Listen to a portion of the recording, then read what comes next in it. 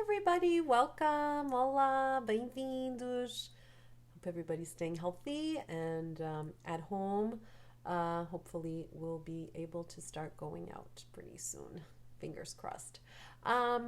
So I wanted to make this video since so many of you are staying at home, probably bored, tired of being at home, and it's hard sometimes in these situations to feel motivated to study Portuguese, right?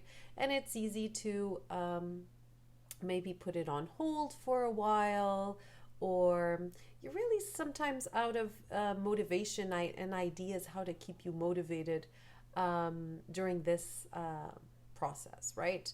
So I wanted to make this video with fun, creative ideas to keep you motivated to learning Portuguese, okay? To keep up with the good work. It's so easy to quit right now, and the truth is it's so hard to catch up if you stop for a few weeks or months. So let's try to avoid that if possible, okay? And the truth is, learning a language can be fun and engaging. That's what I tell my students, and my whole project, Learn European Portuguese Online, is really based on that idea, is that learning a language should be fun and engaging. And while workbooks are great, grammar books are great, and they're essential for the learning process, maybe right now having a workbook, a grammar book is probably not the best tool to keep you motivated to learning Portuguese. It requires sitting down and reading in quiet time. And for you guys that have kids, it's probably not very quiet right now in the house, right? So I wanted to share with you guys one of my favorite tools to learn a language, okay? And you guys are going to be surprised with what it is, okay? And here it is. It's the Post-it. Okay, Post-its are amazing tools to learning a language, in my opinion, okay? So I'm going to share some tips today with how you can use Post-its in a fun way. It doesn't even feel like you're studying, right? So that's the secret of learning a language, is incorporate little things in your daily life that become habits, and it doesn't even feel like you're formally studying, okay? So it makes it fun and engaging. So how can we use Post-its? Okay, I share a lot of these tips with my students, so they already know some of these. So the first thing is, if you're studying vocabulary, Post-its are great. Okay, I usually tell my students to start small, okay? You don't want to feel too overwhelmed, and it really depends on each person. Some people memorize words very easily. You know, it's just a natural thing. And other people take a while longer to memorize. So it's case by case scenario. So think about yourself, what works better for you, and build a plan that you know you can commit to and you can easily do it. Okay, that's the most important thing in learning a language, is to build a plan and you know you can do it. Don't feel too overwhelmed about it. Okay, so if you're trying to memorize words in Portuguese, let's start, for example, with objects around the house. These are great. Okay, so let's say you want to start with the kitchen, for example. I usually tell my students to start with 5-10 Post-its, either a day or a week. You pick the rhythm you want to learn, okay?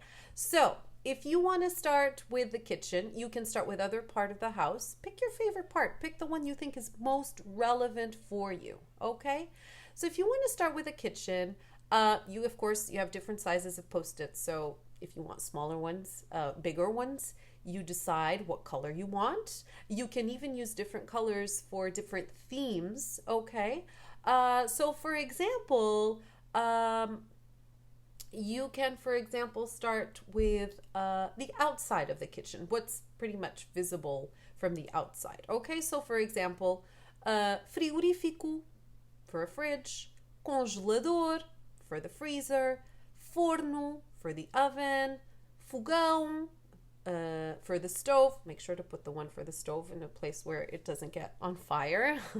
And then you can put other things like the dishwasher, máquina de lavar louça. You can put one nearby the faucet, and you put torneira, the sink, lava-louças. So, lava-louças or lava-louça.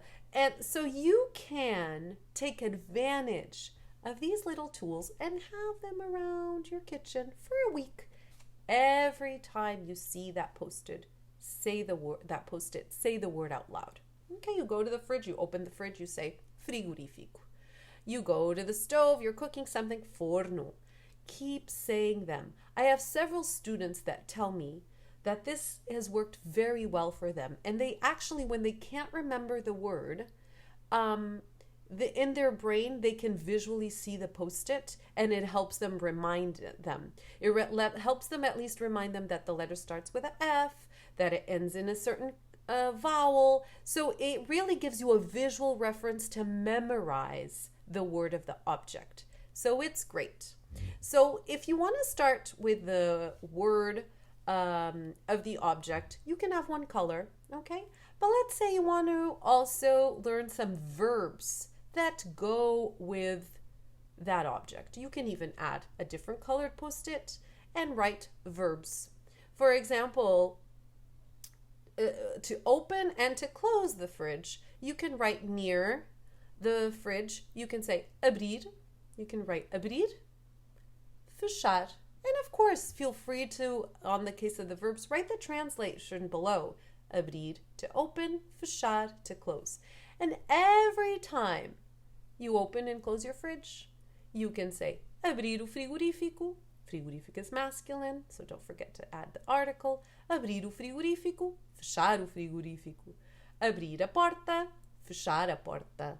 Abrir a máquina de lavar louça, fechar a máquina de lavar louça. So all of a sudden, you start creating sentences. Okay, so that is really the beauty of having these post-its around and being creative. Okay, and I'm giving the example of the kitchen, but you guys can definitely do this in any part of the rooms. Okay, any other room. So you can do it in the bathroom, you can do it in the bedroom, living room, and you can also do it on objects. Let's say you want to start with your desk. You want to start really small. You don't want to put post-its all over your house. You can start with smaller post-its and put it on your laptop, on your mouse, on your pen, pencil, eraser, notebook, and start like that. Okay, it's really fun and it's really helpful. And also for those that have, that are stuck at home, that are of Portuguese descent, have Portuguese kids, can be a really fun activity to learn vocabulary with your kids to make sure they increase their vocabulary. Okay, let me know what you think. Don't forget to subscribe our YouTube channel, and I'll be on the looks for more suggestions. Adeus, ciao.